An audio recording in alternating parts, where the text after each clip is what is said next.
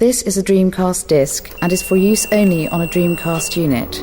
Playing this disc on a hi-fi or other audio equipment can cause serious damage to its speakers. Dreamcast, up to 6 billion players.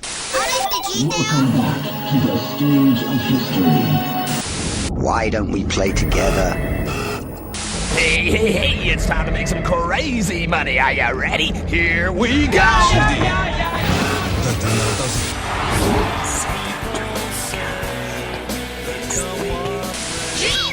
Please stop this disc now.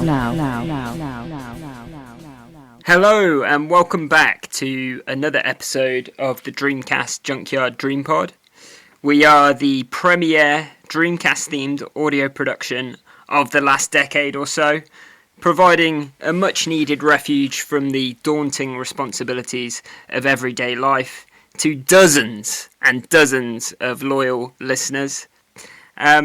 As the nights are now drawing in, I like to imagine that I'm speaking to an audience that's curled up in front of a roaring fire.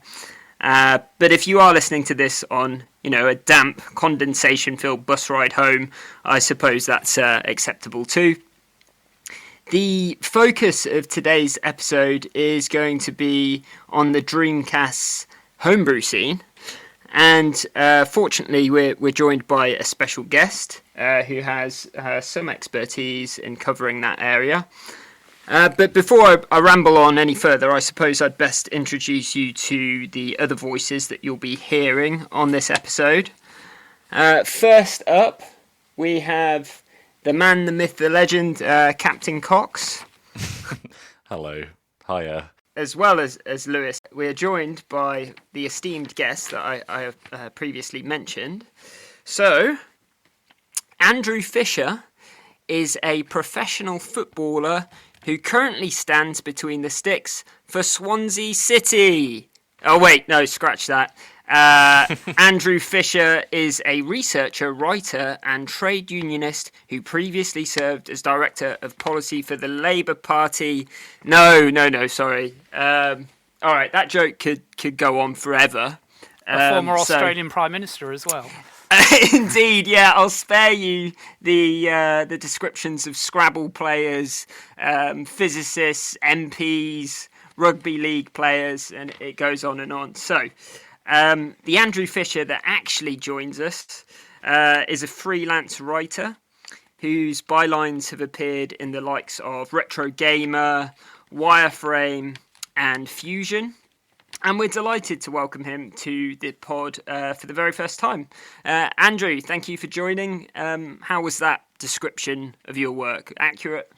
I very much enjoyed that. Yes, I'd also add I've recently started writing for the revived Computers Gazette, the American magazine. I was very honoured to be approached to write for that. Oh, superb! And how recently have they announced their revival? That was earlier this year. So the first issue was out in July of this year. So. Oh, brilliant! Publishing's booming again. Okay, well, that's the introduction to all of us that you've got here on this episode of the pod. And in keeping with sacred DreamPod tradition, I am going to pose a breezy icebreaker of a question before diving into the main subject matter. I have one that I'm going to pose very quickly, and then we'll move on to the more vanilla question that Lewis has lined up for us. So my question, imagine that you are getting a takeout tonight, you've got the menus in front of you, what are your orders? Lewis, first up. This is an interesting question considering I've just had my dinner and I don't feel very hungry, so it's hard to think of what exactly I'd want, but I don't know, probably the go-to place round here is, I don't know, probably Domino's. I know that sounds like a really generic answer, but for me, Dominoes is highly criticised, but I just find it really hearty and filling. So, yeah, but we do have some good independent locals around here that are also good. So yeah, support local, not Dominoes. And you can order a Dominoes on your Dreamcast as well. That's true. And we've covered that on the blog, so we'll put that in the notes.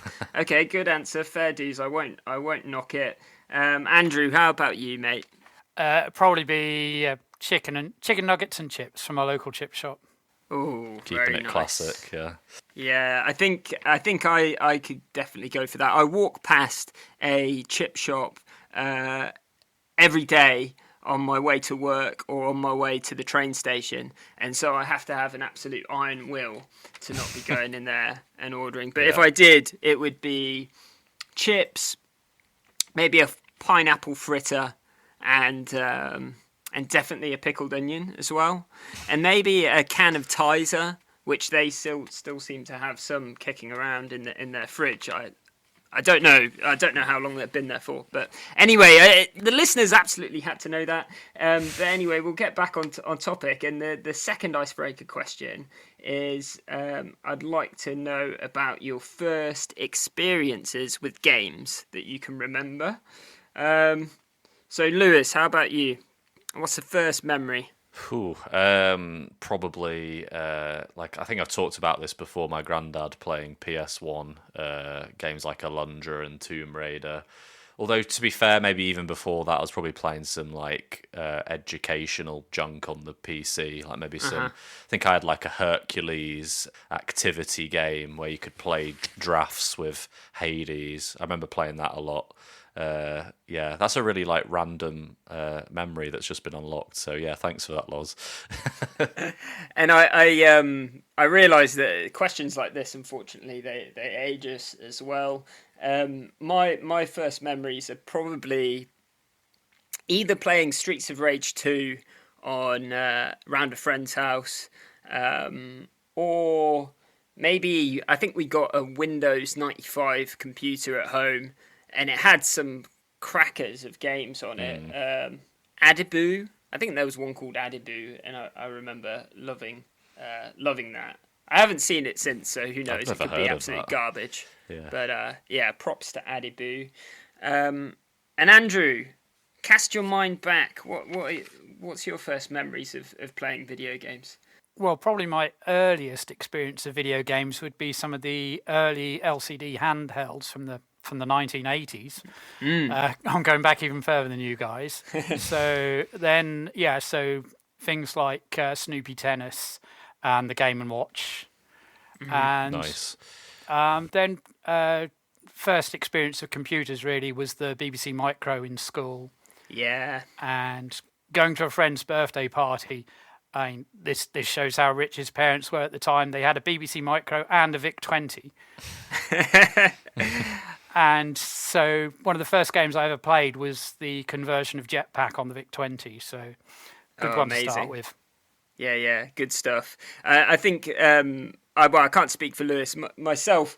Not much of not that au fait with computers, especially computers of the 80s into the 90s. I know Mike Rocks, who's one of our kind of occasional collaborators, is dead keen and would speak to you for days, I'm sure, about Spectrums and Commodore 64 and the like. But but the LCD games, those things seem to they seem to have a fairly long life, because I definitely remember them in the Argos catalogue, like well into the late 90s. Yeah, the Tiger ones. Yeah. Yeah. And I think you were probably, I don't know. Some kids may have been absolutely overjoyed, I suppose, to open that on Christmas Day.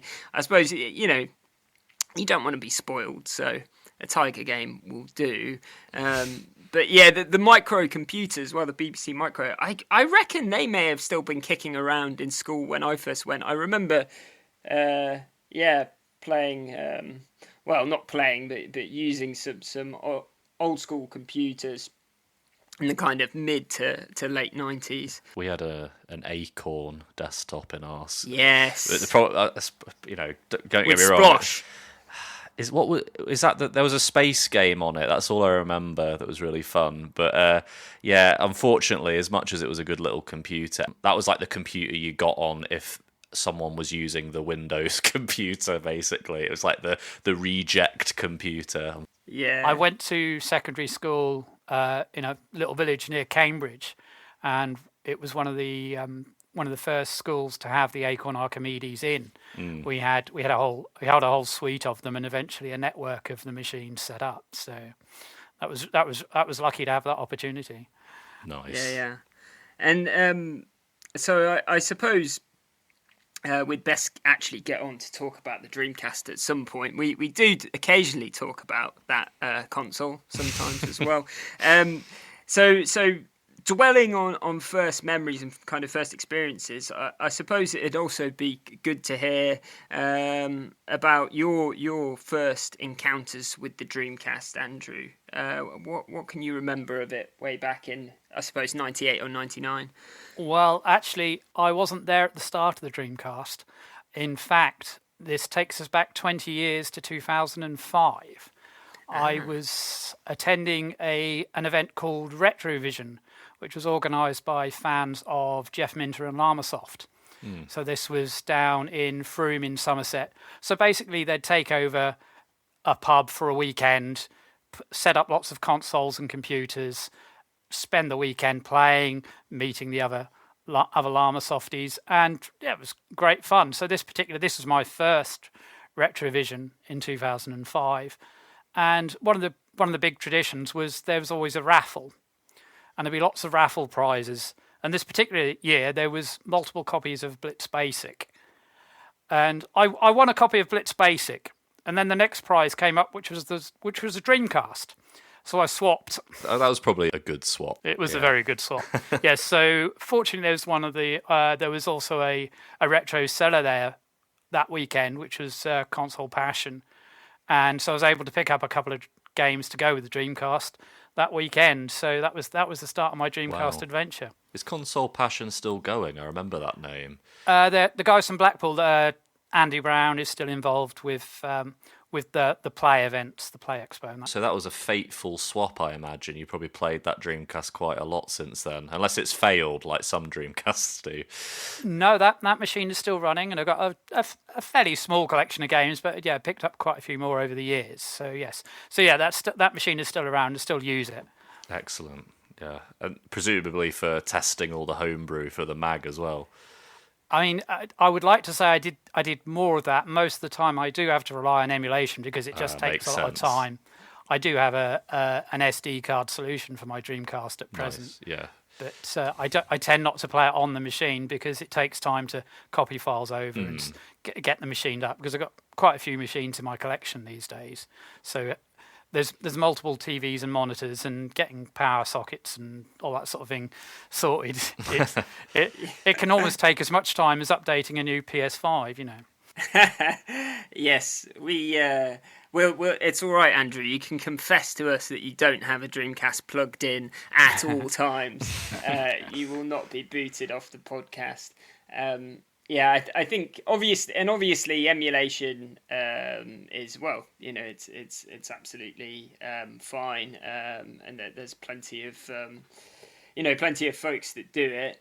But I think it's a very interesting time to get a Dreamcast. 2005. I mean, mainly because that was the same year that I got a Dreamcast. But yeah, that period, it was like, you know, nobody wanted them, did they?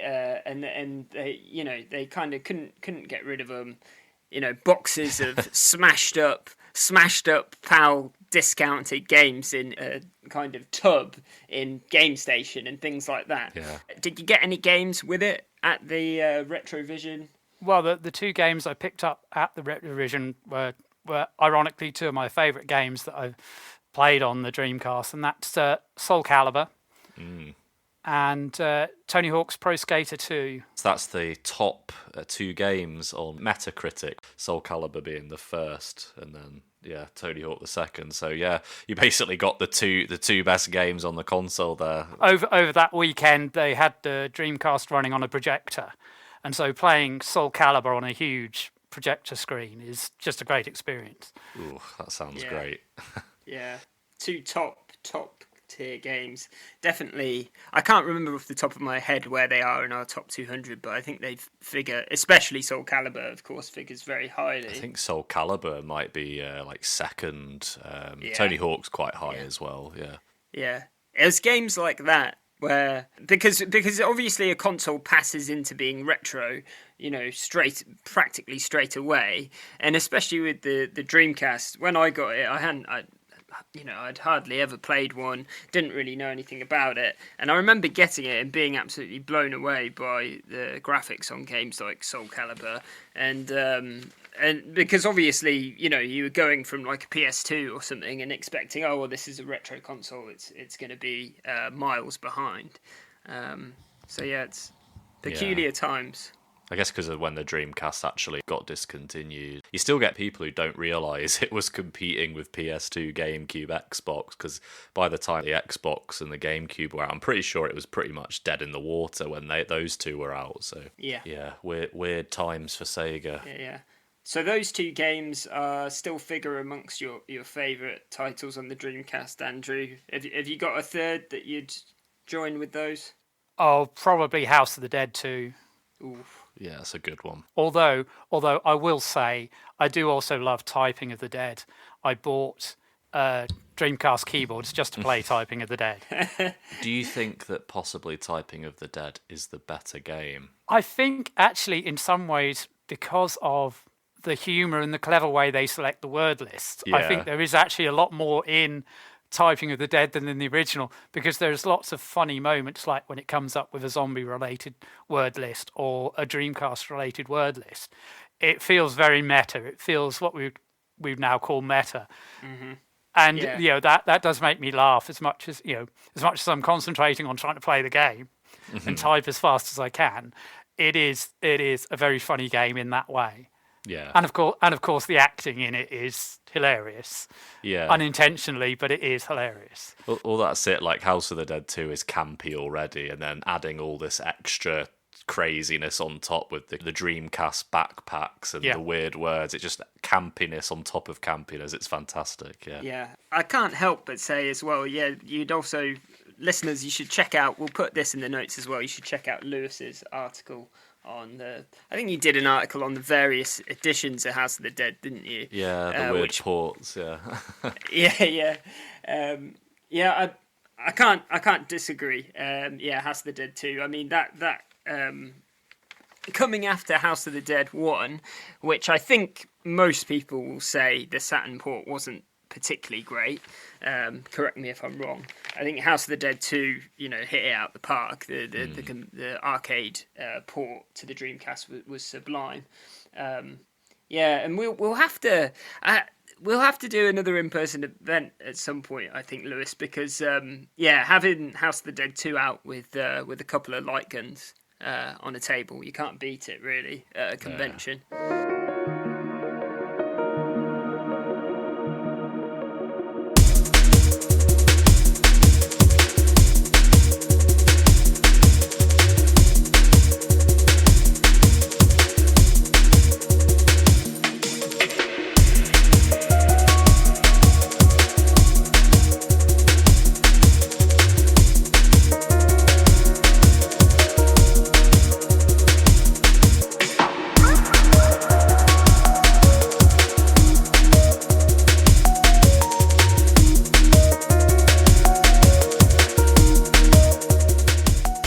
So Andrew, you've kindly revealed to us your favourite Dreamcast games, and you've shown your chops, exquisite taste, and we'll let you off for not having a Dreamcast plugged in at all times.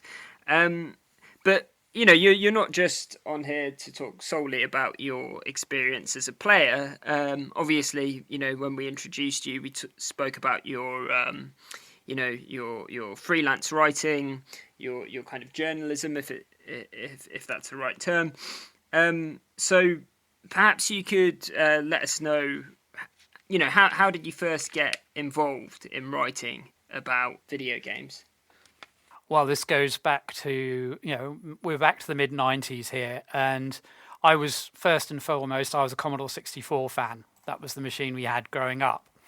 And so in the mid-90s, I was lucky enough to start my professional career writing for Commodore Force magazine, actually as the technical expert, Professor Brian Strain, the Mighty Brian, which was a joke aimed at Commodore Format's The Mighty Brain. So I was the Mighty Brian. And so I wrote for all 16 issues of Commodore Force, and then the publisher went bankrupt, owing me money. Ooh. And so I picked up a few issues work freelance for Commodore Format, the rival magazine, and that then closed, owing me money. Back then, was it in an office you were doing all this? Or? No, I was working freelance from home at that point. I was a freelancer at that point, and that's what I stay today. So I work from home today. Okay. And so then had a bit of a barren spell to the end of the 90s, where I wrote for some fanzines and club magazines and that sort of thing. And then in 2003, I started writing for Retro Gamer. So I actually go all the way back to issue 7 of the magazine. We're now up to 279. And so I was heavily involved in Retro Gamer. My first ever article was called The Retro Ryder Cup, looking at golf games. And then I wrote several more articles, including a review of the Retrovision event that I went to. And so it came up to issue 18 of Retro Gamer, and we're all anxious waiting for it to be released. And we find out it's released, and then a few days later, Live Publishing goes bankrupt, owing the freelancers money, including myself. You spot a recurring theme here. Yeah. Anyway, Indeed. So as a result of that, we got together as the freelancers, and we put together a special CD-based magazine called Retro Survival. And we sold nearly 1,000 copies of that, and we were able to pay back the freelancers money that they were owed, which is a nice thing to do, and it was a good fun putting it together. I was what we grandly called the executive editor, which was basically shouting at people to get things done. And so that was great fun, and I can't believe it's 20 years this year since that happened. Wow! But as we were launching that at an event called the Retro Ball, which was raising money for testicular cancer charity for every man. At that weekend, we were selling the Retro Survival CD, and Darren Jones from Imagine Publishing was there showing off the new issue of the revived Retro Gamer. So that was issue 19. So then I've been involved with Retro Gamer under Imagine Publishing, and then back to Future Publishing ever since. That's an amazing story. I'm actually just looking up Retro Survival. There's people who are selling a copy on Etsy, and this was created to basically help pay the freelancers back. Yes, I love that kind of community effort. That's like super DIY, and I very much appreciate it. Yeah, I love it. It has the kind of vibes of. I've heard stories of when newspaper newsrooms would go on strike sometimes in the last century, and they would publish their own strike edition of the newspaper, just covering, just covering their own affairs. It kind of has that kind of vibe, but it's great. So sounded like it was pretty successful though, Andrew, because you managed to flog a load of copies and make people whole on money that they were missing out on. Is that right? I don't think we paid back everything, but we literally did set it up as a community interest. So there was a bank account that money was paid into and then paid out of, and so once we'd covered the cost of getting it duplicated, everyone got what would probably be equivalent to 2 articles worth of money. So some people were owed a lot more because they'd published a lot more, they'd had a lot more pages. But everyone got a nice chunk of cash when they wouldn't have got any. And it also put out there quite a few of the articles that would have been in issue 19 of Retro Gamer, the original version. So again, that was quite nice in a way, getting that content that we'd already spent a lot of time working on, getting that out to people was nice in a way. So I think one of my favourite memories from that was I was literally stuffing envelopes myself, and I remember seeing 1 or 2 addresses. So like one copy went to someone who was working at Rare, for example. And that's sort of, wow, that's amazing.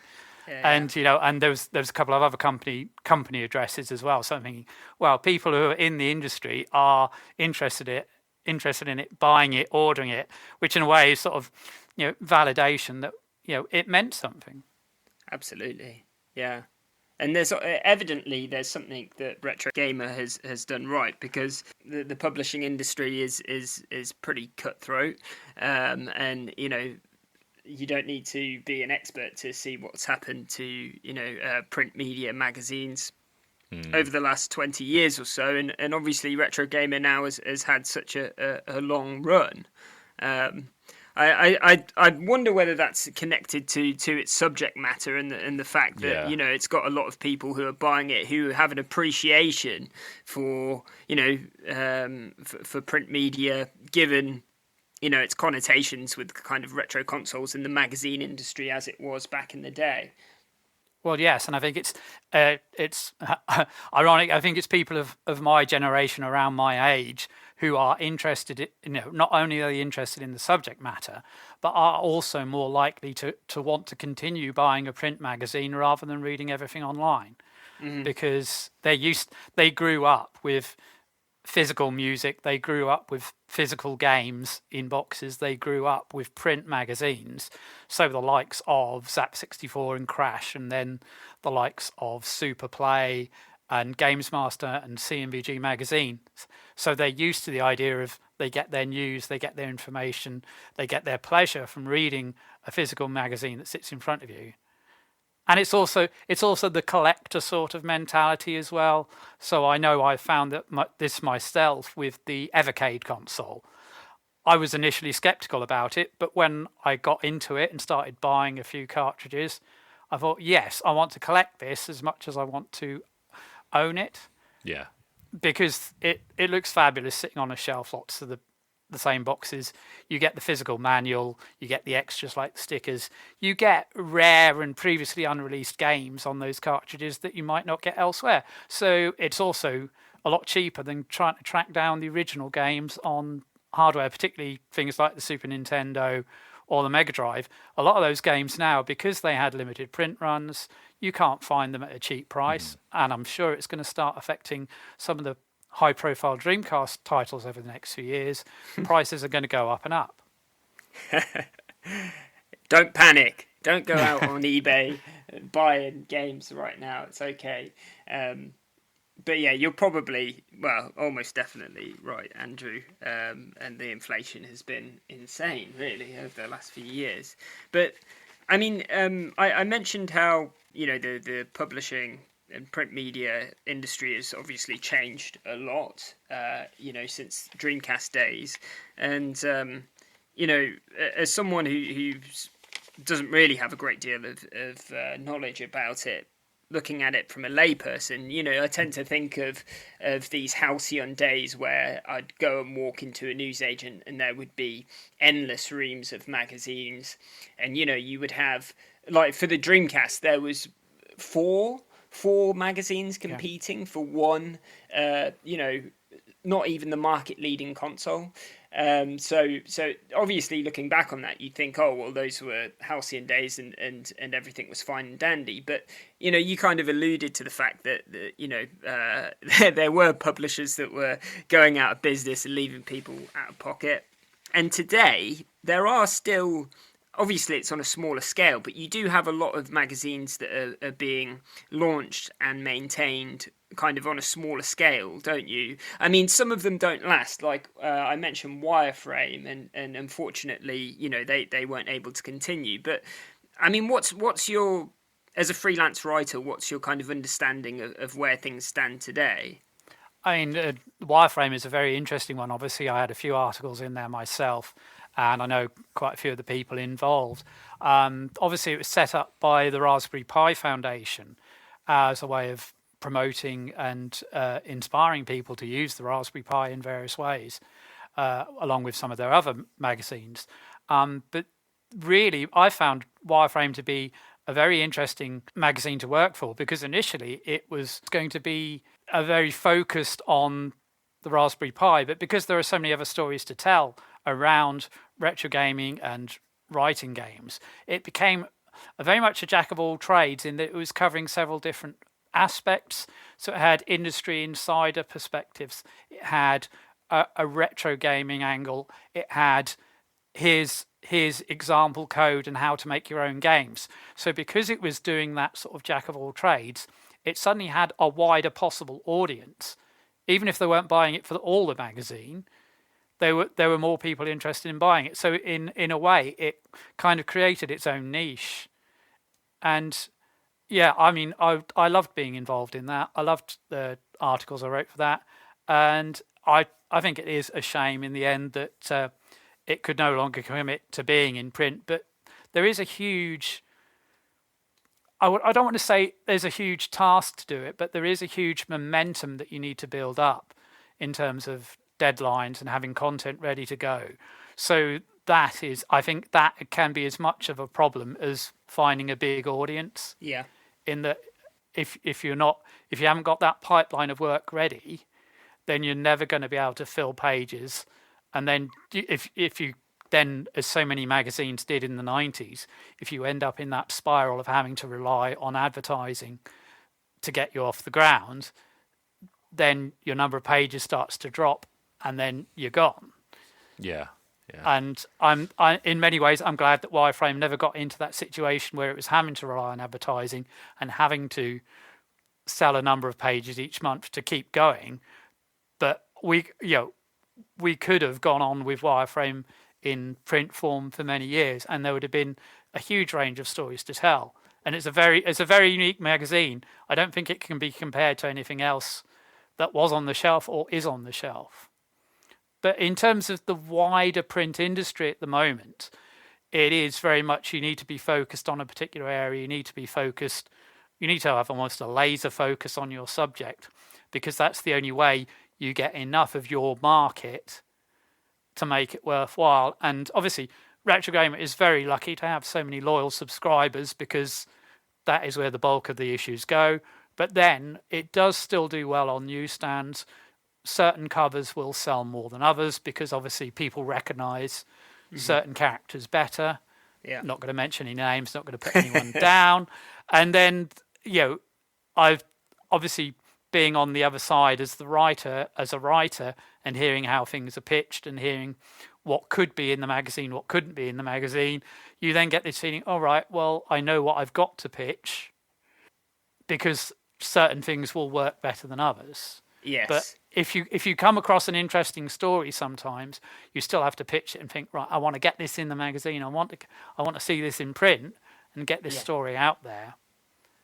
In a lot of ways, I'm lucky now to have the regular column. But again, I've still got to find that pipeline of content. I've still got to find plenty to put in to keep the pages interesting.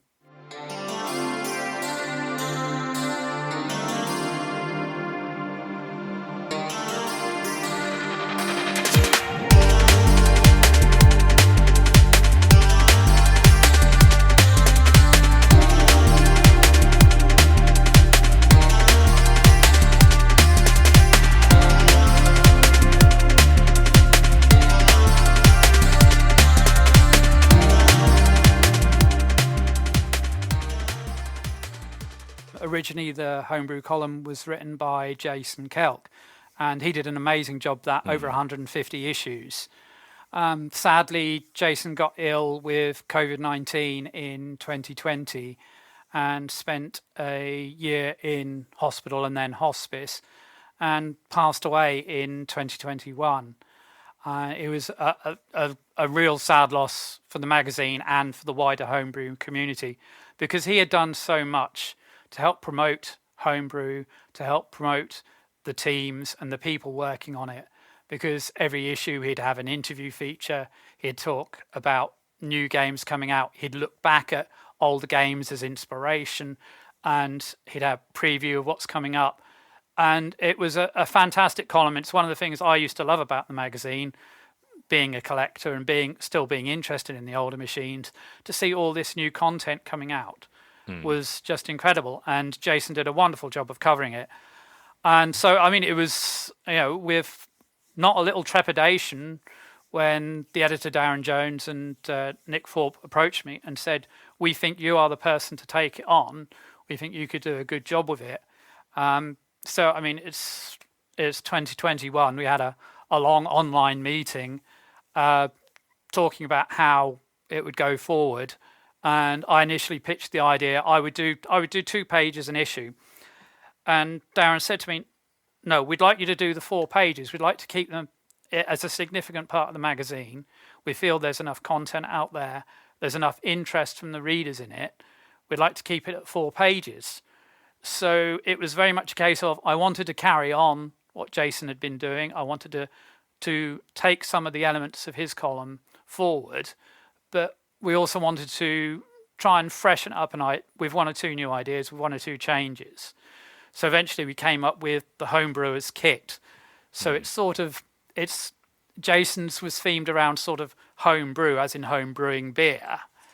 This is more sort of, here's an assembly kit. Here's bits and pieces you can put together and you'll have a game sort of thing. Yeah. So the layout is sort of this lovely blue colour with sort of machinery and cogs around the outside to give this impression that you're inside the machine. And so we have 1 main feature every month, which then has a little box which has 5 games or 5 other games or whatever connected. There's the News Bites column, which tells you about things that have been released, things that are about to be released. There's what we call the Champion Coder, which is the interview section. Although just recently we've done a couple that are Dream Designer rather than Champion Coder, because the person involved is a designer or is, the ideas behind the game rather than the actual coder. We have 3 reviews an issue. So again, that's covering a whole wide range of formats. And then we have the processing preview, which is of an upcoming game or something that's still being developed. So in those main sections, then we try and cover as many different formats as we can. And I've been quite pleased recently to get Dreamcast in there with a couple of big features this year. And literally today, as we're recording this, the next issue I'm writing for, issue 279, will have a review of a Dreamcast game in it. So the Dreamcast is definitely one of those formats I like, definitely something I want to try and cover more in the magazine. And Dreamcast Homebrew, like you say, this year has been pretty booming. I'm sure you were keeping your eye on it. Like, the thing is, you cover everything, and me and Lozz here, we're probably in our kind of Dreamcast bubble with our tunnel vision. Like, would you say the Dreamcast is one of the kind of popping consoles at the moment, or would you say there's other scenes that are kind of similar in excitement? Well, absolutely this year. I mean, the Dreamcast has been, all over social media and YouTube. I mean, predominantly because of the amazing ports that we're seeing this year. I mean, when we first got the glimpses of the Grand Theft Auto port, people are thinking, how is that possible? And it was then a 1-2 punch, because we got GTA 3 and Vice City, and then another left hook comes in with Wipeout, and then Doom 64, and you think, how is this all happening? Yeah. So I definitely wanted to get to behind that and see what was going on. So obviously issue 277 of Retro Gamer, we've had this big feature, Dreamcast Developments, which is talking about all these amazing developments this year, covering a few of them with screenshots, and talking to Folko Gergis, who has been working on Callisto OS, and that was, it was fascinating to work on that, to, as I say, to get behind the scenes and to find out what's happening. Obviously, the people involved, like J.N. Martin and, sorry, name's gone off the top of my head now. I had a list of them. SKMP. Yes. Yeah. Stefanos, I think his name is. Yes. Yeah. Yeah. So yeah, Callisto OS and Dream SDK.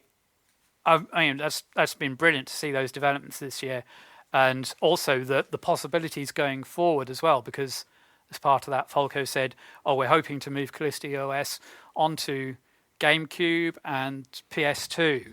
So that then opens up a whole range of possibilities of material going both ways, from Dreamcast up or from other machines down. Yeah. So that was fascinating to talk about. And then also earlier in the year, issue 274, we had a big feature on the Dream Disc 24, the Game Jam. Ross Kilgareth and Cyprus organised, and some fascinating titles came out of that. And we're hoping to see that get a physical release soon, which is an amazing idea. And as Cyprus himself said, he was jealous of other scenes like the Saturn and the Game Boy that had regular game jams and wanted something similar for the Dreamcast. And some brilliant titles in that. I mean, have you two played any of those titles yourself? Absolutely, Andrew. You're preaching to the converted. We played. Well, we played everything, I think, didn't we, Lewis? Yeah. We had Cyprus and Ross on the podcast to discuss some of the entries. I mean, unfortunately, because it was a competition, some folks had to lose out, as it were. So I think there's 10 games that have been selected for the print disc. Yeah, that's right. Yeah. And most people have been very good about it. But yeah, there are some games. Trick Truck was one of my favourites. Oh yes, I enjoyed that. Yes. Yeah. So there's. I mean that. One I liked as well was Matt Sefton's Dream Ride with the tiny cars. I thought that was a really nice looking game. I think I thought that was one that could have ended up on the disc. Actually, it seemed really it was really high quality. So yeah, it's obviously the thing is the beauty of these games is that we can still play them regardless of if they win the competition or not. They're there to download. Yes. So that's the nice thing. Yeah, I mean, did you have an ultimate favourite, Andrew? That's what I'm really interested in. Oh, now that's a tricky one. I'm just going to have to look at the list again to remind myself here. I think I would have to say my favourite was probably The Eternal Sleep. Oh, because great pick. Yeah. I mean, beautiful pre-rendered backgrounds, and it built up a really good atmosphere. Even just a couple of screens in, you're thinking, "Oh, this is creepy, dark, unsettling," and it reminds you of the likes of Silent Hill and Resident Evil in that way, in that it's already got that atmosphere. And then you start to, that puzzle, I can understand that puzzle. I need to go back to that room now. Yeah, very well put together. I really like that, and it's got a lot of potential to go even further. So. There's an interesting point in relation to that, Andrew. Well, I'll let the listeners decide if it's interesting, but interesting to me at least, which is that I believe Eternal Sleep was built using the same engine that was custom made for a game called Fragmented Almanac. Yeah. That had been in the works for a long time. Anti-Ruins, I think it was called. That's right. Sorry, so the engine is called Anti-Ruins, and I think there was one or two other entries in Dream Disc. And they all seem to as well. Yeah. Order of Titan, they all seem to take on this. I mean, obviously you don't have to, but they seem to take on this kind of, darker, moodier vibe, which was the same as Fragmented Almanac. And I think it would be great to see some of those games released, if they could go on to be produced as full games. I mean, I suppose the question I'm getting to in a very roundabout way is where does Homebrew kind of end and indie begin? Because on the blog we have a habit, and I don't think it's necessarily all that well reasoned, it's just something that we've done for a long time now, is that we talk about indie games when it's a game that's actually sold, a finished product that's sold commercially. And then we talk about homebrew, and we talk about these games that are homebrew just because they are released for free. But in reality, the two, the groups of people that are working on these things are the same. It's the same developers. They hang out together. They talk about these things.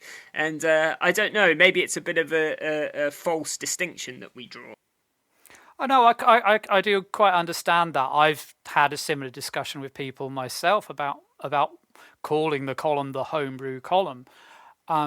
It's it's partly a legacy title in many ways, in that that's what it was called before.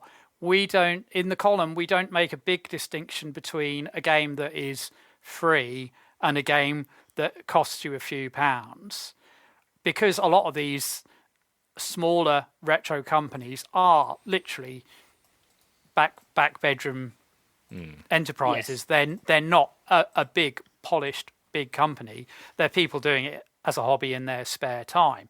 So we don't make a distinction there. Just as an example, in the current issue I've just put together, I put a mention in the news bite about a couple of commercial products. So that would be Platypus Reclayed. But I mentioned that game because that has remixes of Commodore 64 tunes in it, so I know it would appeal to my audience. And it's not a big commercial 150 people type game.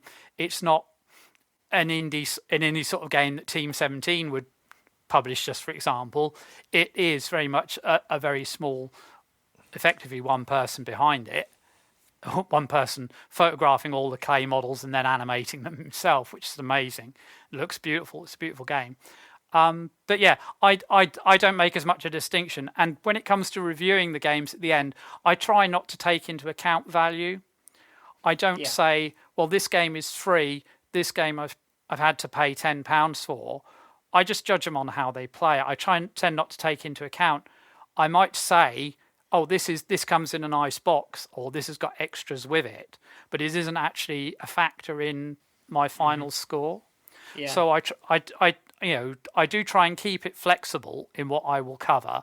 I do try and keep it to the old consoles and computers, and not do as much on stuff that's coming on modern machines, because the main review section of the mag looks at the retro compilations, the Streets of Rage 4 type game where it's an old series but it's been revived, or the Teenage Mutant Ninja Turtles game that came out a couple of years ago, which I loved.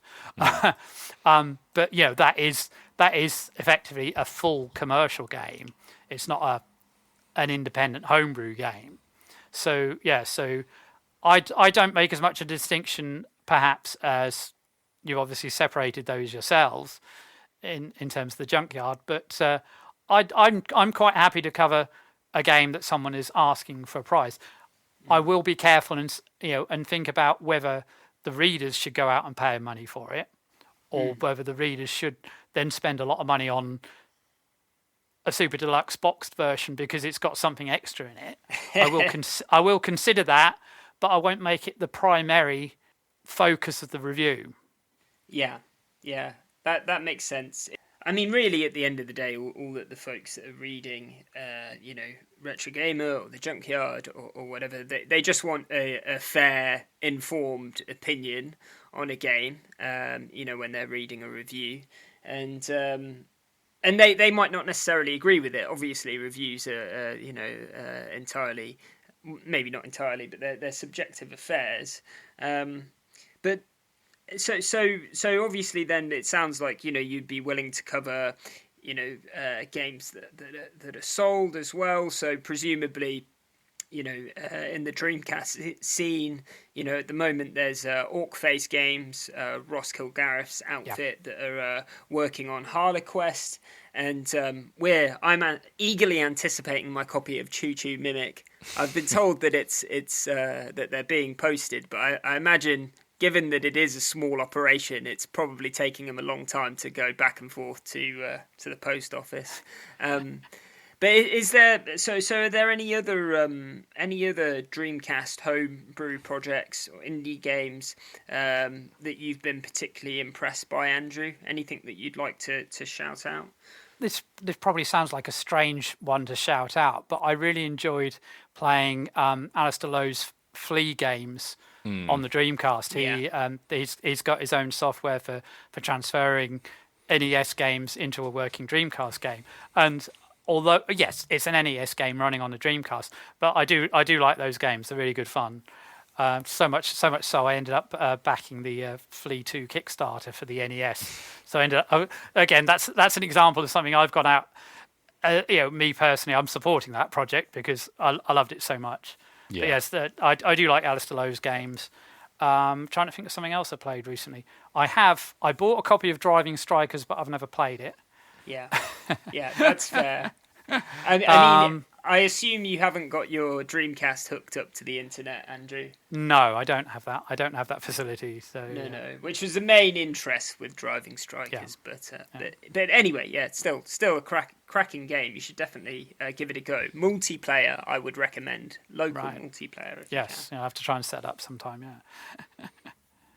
And the Flea releases as well. I definitely agree with you on that. Although I say the releases, I had the first Flea and I loved it, and I was so impressed with myself when I completed it. Oh my god, I was absolutely full of it that day because I had found parts of it absolutely bastard hard.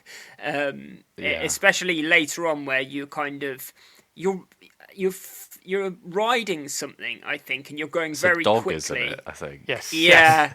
Yeah, the horizontally scrolling bits. Yeah. That's it. That was really hard, but I've been kicking myself since because I didn't buy Flea 2 from Alistair directly because I was under the impression that it may have came out from Wave Game Studios later on.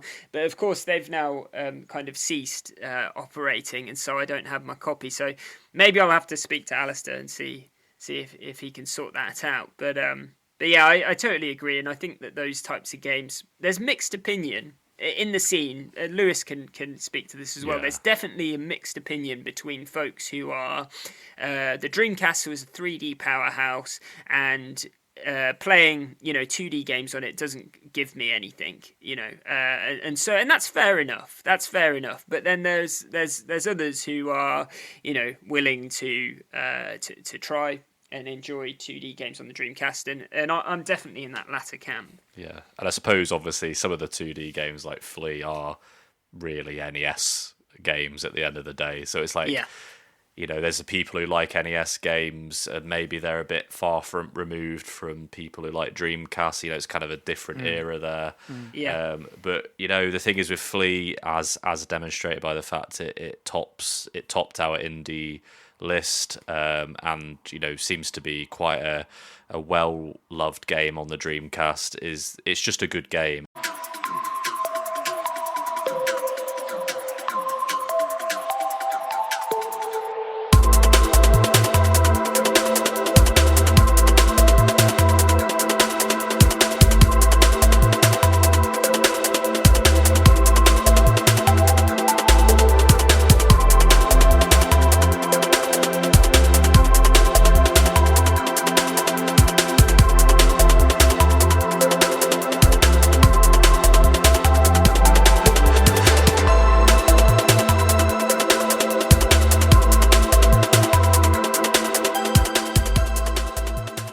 So Andrew, circling back to your column and how you go about putting it together. I mean, what are your typical techniques for drumming up leads now? Is it mostly the case that you're kind of scrolling around Discord servers and looking at forums, the ones that still exist, or have you got like a kind of OG Rolodex or address book kicking around with a load of names that you've had for decades? How does it work drumming up leads? Well, I mean, what tends to happen is, as I say, today I've submitted a column, so I'm starting work on the next one, and I'm sending out interview questions and material like that for the issue after. So I'm always trying to work 2 issues ahead. So, issue 280 that I'm working on next will be sort of a look forward to 2026 and some of the big games that are coming up in 2026. And then 281 will be more of a normal issue, back to a feature and that sort of thing. But, in terms of actually finding leads, I spend a lot of time on social media, talking to developers and chasing down, oh, that's new, or someone's posted something, or have you seen this? There's 2 or 3 news sites that I visit regularly to check out, and I spend a heck of a lot of time on itch.io. My feed most days has 50, 100 items in it that I need to scroll through and check out who's released what, who's updated what, just to see if there's anything interesting there. And then it's very much a case of then I've got a Google Docs that I update regularly with a long list of stuff that's come out, web links and that sort of thing, and then a separate planning sheet. So I'll say, all right, that article is going to go in that issue. I'll interview them in a couple of months' time when they've done a bit more work on their game. This one I've had to put back 6 months because of various things that have happened. And, so I'll then, when it comes time to pitch, I'll have pretty much exactly what I'm going to do for that issue. And then we send it off, and Darren will then send us back the purchase order that's saying, yes, you're going ahead. You've got this for the next issue. This is your deadline. And I'll typically have 3 weeks then to actually put it together. But I've already sent out interview questions to people I want to talk to, and we'll already be starting to gather things like screenshots and behind-the-scenes photos and photos of the people involved, because we do like to put those in the magazine. And, of course, playing the games themselves that I'm going to review, because having to put in 3 games a month means you have to put a lot of time into those review games. So by the time I've pitched, I've usually got 3 games in mind. I might have to change one out at the last minute, or the pitch goes in with to be confirmed because I haven't got the 3rd review yet. And so then sit down and write, and then get it all in by the deadline and start all over again. So it's pretty full on stuff when you've got a regular column like that. Because as I say, you got to keep ahead of the curve. You got to keep at least an issue ahead. As I say, I try to be 2 issues ahead, and then again, you have to allow for hold-ups, for problems, for someone not being able to answer your questions in time. And I mean, just as an example, I mean, I do have some health issues myself. Issue 277 with the big Dreamcast feature in. I actually wrote some of that from a hospital bed. That is commitment. Yeah, it was commitment. So and it's pretty tricky to handle screenshots on an iPhone in a hospital bed, but somehow I managed to get that one together. But yeah, well, you managed to handle them better than we do, I think. Now that Tom isn't writing for the Junkyard as often as he once was, I think he had a pretty sophisticated. Well, in my mind, sophisticated screenshot, system. Whereas I'm here still taking photos of my screen with a phone now, with undecorated walls in the background. I've had to do that a couple of times on Retro Gamer. There was one particular issue because it was a cartridge-only game that was only playable on the real machine. I couldn't emulate. I did have to take photos of the screen. It didn't end up particularly good in the magazine, but it was the best I could do at short notice. And when I did that recently for some Mega Drive games, the photos were just terrible. There's no way they could use them. So. And if you're taking a photo of a CRT, so I've learned. Oh yes, yeah. There's that weird flicker effect. Yeah, glare and flicker and interlacing as well, where you get the. Yeah, that's all part of the charm. That's just part of the charm. If your editor asks. I'll always remember, because obviously having worked on magazines for years, back in the old days at ZZAP 64, they literally had a photographer with a blanket over his head and over the TV screen, trying to take pictures. And there's a few occasions where they've entered the player name as Cam, which was short for Cameron Pound, who's the photographer. So you knew it was Cam taking the screenshots because it says Cam on it. Andrew, you mentioned about how, aside from reviews, you'd be featuring interviews with some developers and designers.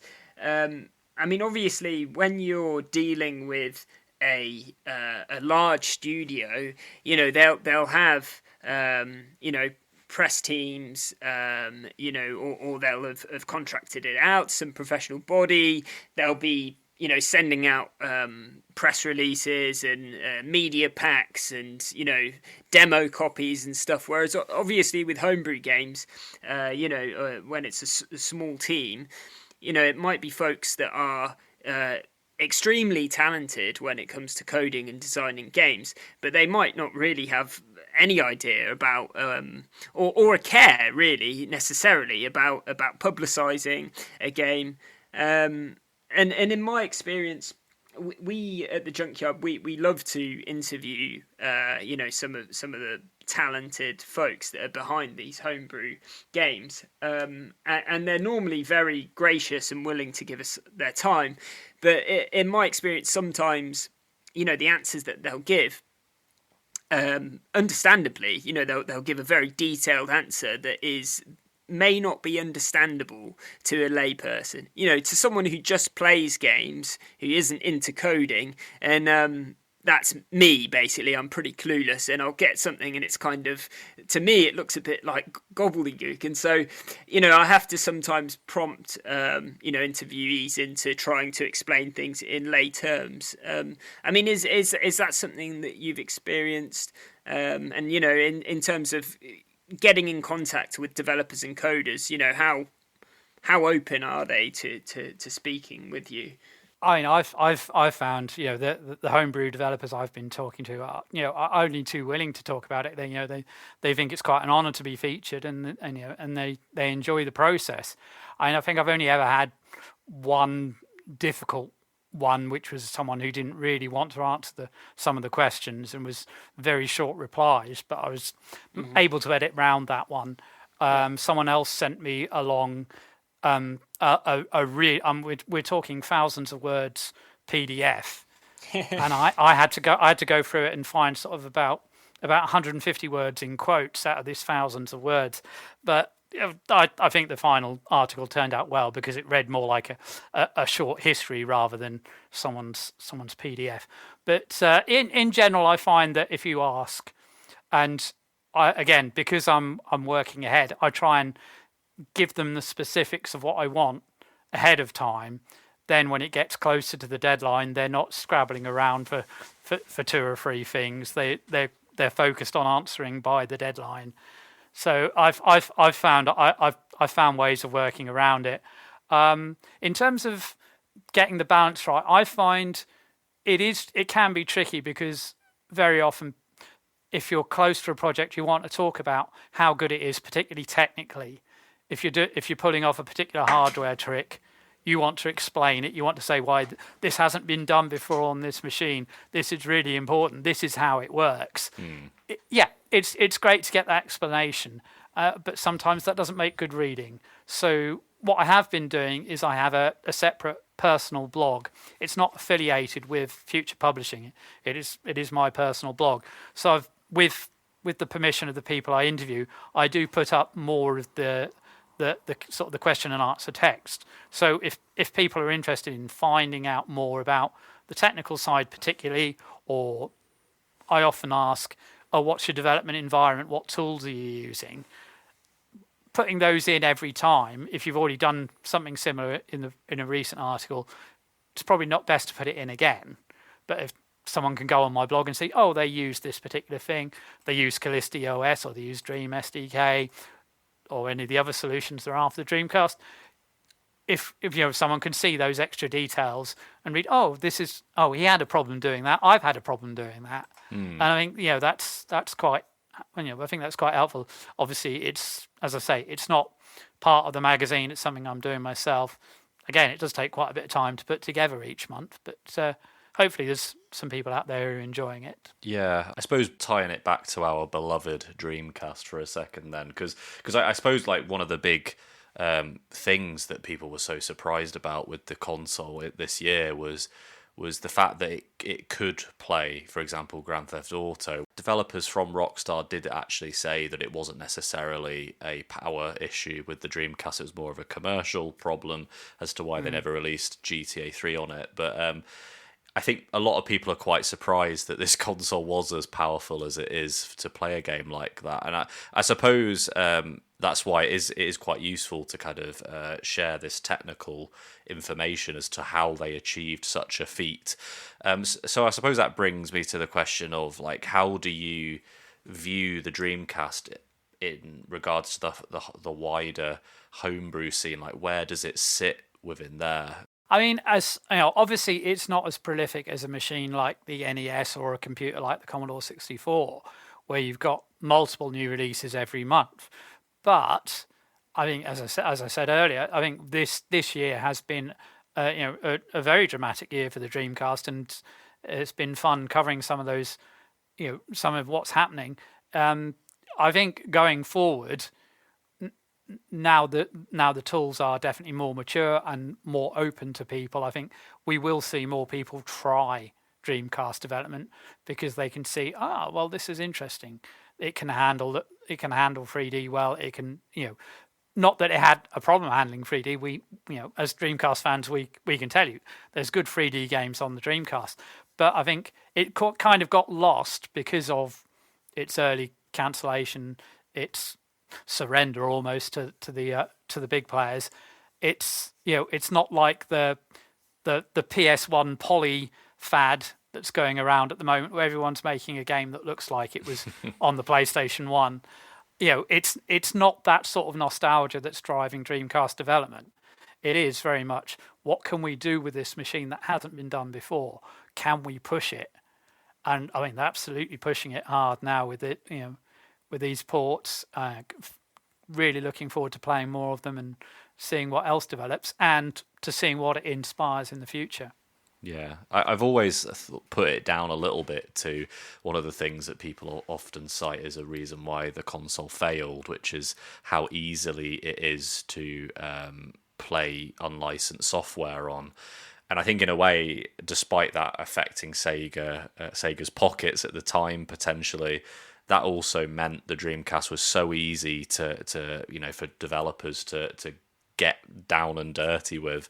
And I feel like the consoles from that same generation, such as like the PlayStation 2, the GameCube, and I think you mentioned that, for example, with Callisti OS, they want to move those to those consoles eventually. But I suppose the Dreamcast almost has had a very long head start against those consoles for the reason that it is just so easily crackable. Whereas, like, if you want to play Homebrew on a PS2, you've got to soft mod it and do all this other stuff. Whereas Dreamcast, you just burn a disc, put it in, it works. So, I do wonder if that kind of accessibility has helped its position in Homebrew. I don't know what you think about that one, Andrew.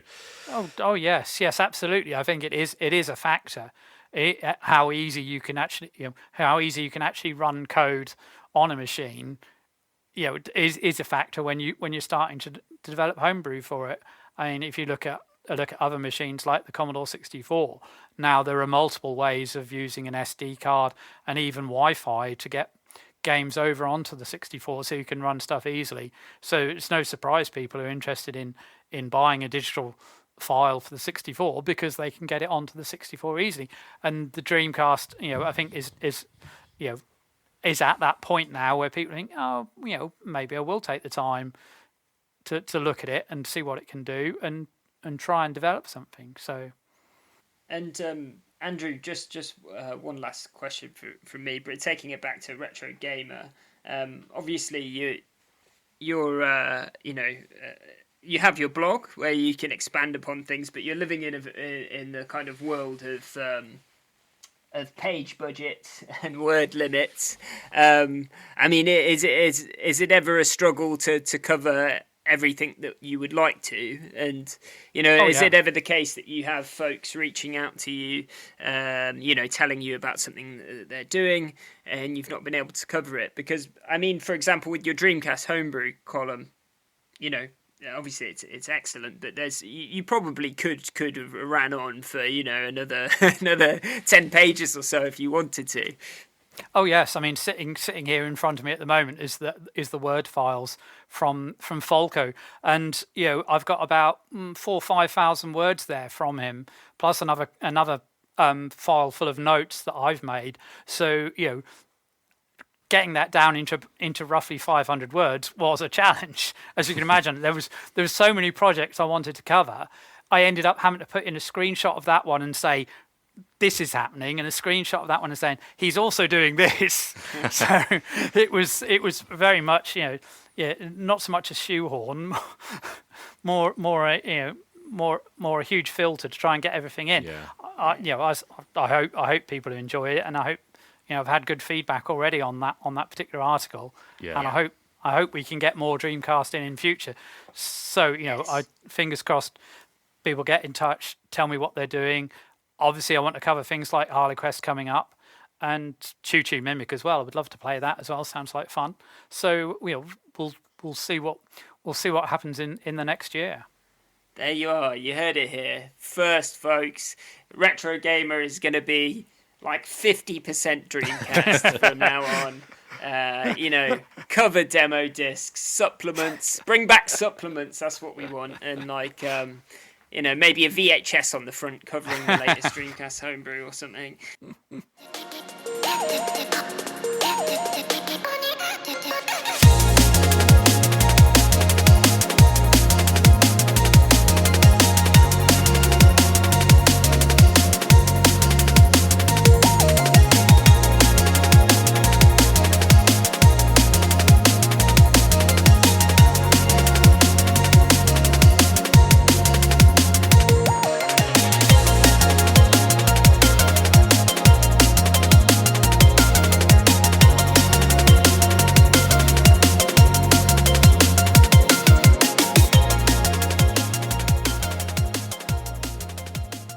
Well, that's been really fascinating, Andrew. I think it's really interesting to hear about your illustrious career in writing for magazines, and I'm sure a lot of folks will find a kick out of it.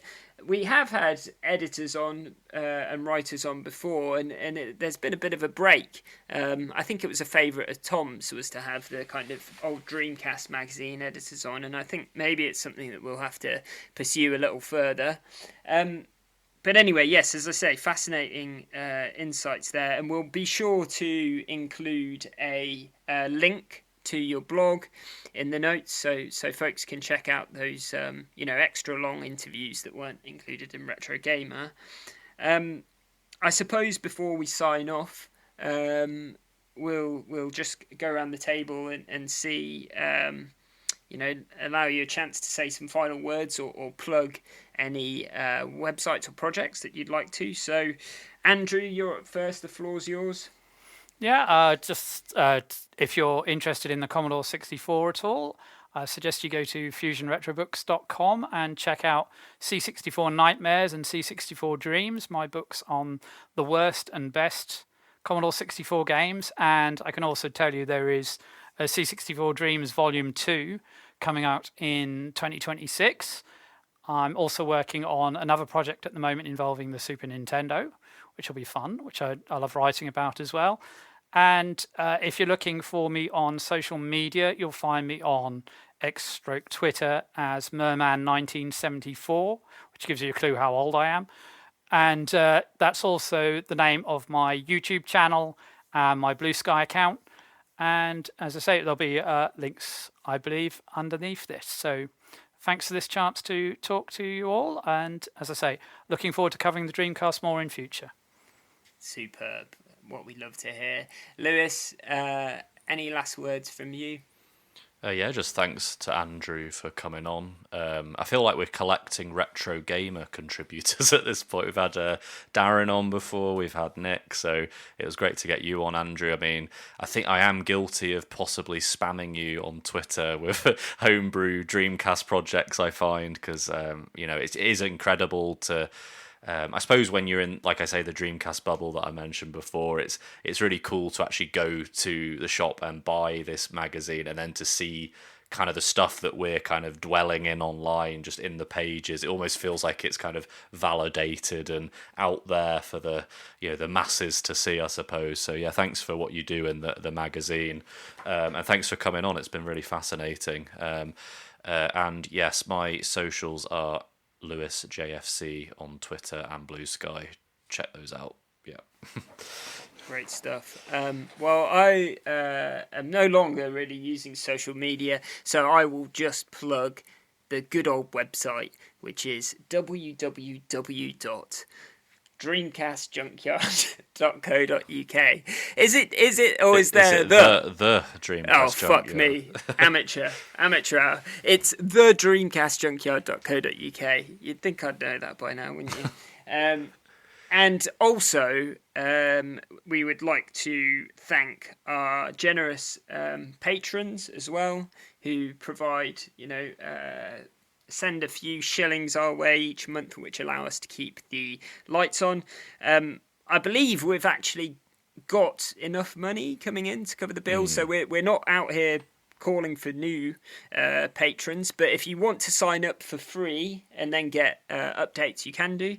But anyway, without further ado, the kind patrons are David SM, Douglas Wright, TY Guy, Chris Walter, Gary Meacher, Anthony Harrop, your mum, Lee Sparks, Alex Hayden, Thomas Wergler, Wombat, Massimiliano, Ross Kilgariff, Willis Alvey, N. Sanders, James B, Addy Carter, and then a bunch of Junkyard folks as well. Derek Pascarella, Pizza Hotline, Lewis, Tom, and myself. That list is too long now, Lewis. Bloody hell. But anyway, yes, thank you. Thank you to Andrew. Thank you to all our patrons. We will be back soon with another episode. So, keep your eye out and go and buy a copy of Retro Gamer. Cheers.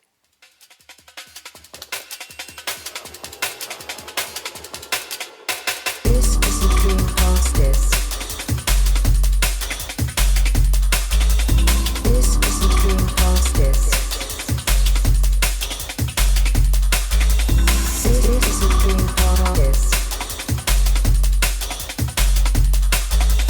This is the Dreamcast disc. Disc, and is for use only on a Dreamcast unit. Playing this disc on a hi-fi or other audio equipment can cause serious damage to its speakers. Please stop this disc now.